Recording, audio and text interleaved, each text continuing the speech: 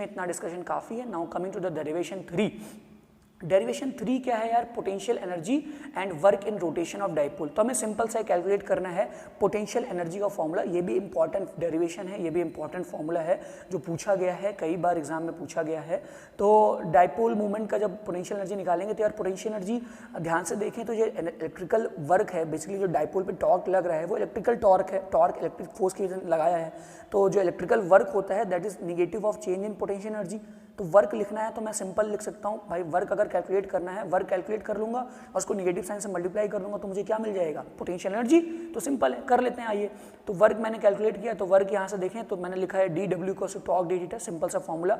Torque की value put की P E sine theta और डी थीटा को डी थीटा टाइम दिया। फिर मैंने वर्क किया कैलकुलेट, तो रोटेट करने में कहाँ से? जब पहले एंगल थीटा 1 था, बाद में एंगल थीटा 2, एंगल थीटा 1 से थीटा 1 टू थीटा 2 तक रोटेट करने में जो वर्क हुआ वो हुआ P E sine theta d theta का integration from theta 1 to theta 2।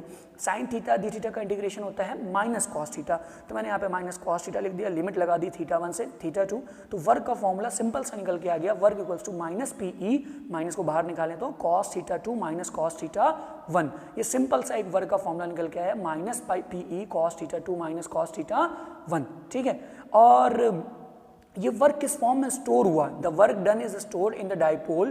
किस फॉर्म में स्टोर हुआ? ये फॉर्म में पोटेंशियल एनर्जी के स्टोर हुआ, और जो कि नेगेटिव होता है वर्क डन, क्योंकि वर्क डन निकल के आया है इतना पॉजिटिव साइन के साथ, तो इसके का नेगेटिव साइन के साथ, तो इसी का अगर हम नेगेटिव करेंगे यानी वर्क डन निकल के आ जाएगा P E cos theta 2 minus cos theta 1।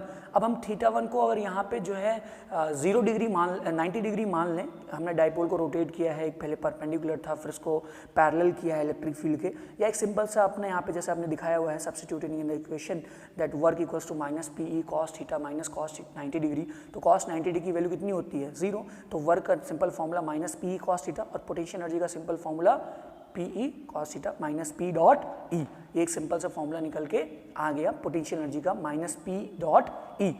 अच्छा, एक छोटी सी और बात, ये मिनिमम कब होती है? ये मिनिमम होती है जब थीटा हो 0 और वैल्यू कितनी होती है? माइनस पी ई, और इस इक्विलिब्रियम को बोलते हैं स्टेबल इक्विलिब्रियम, सिंपल सी बात है।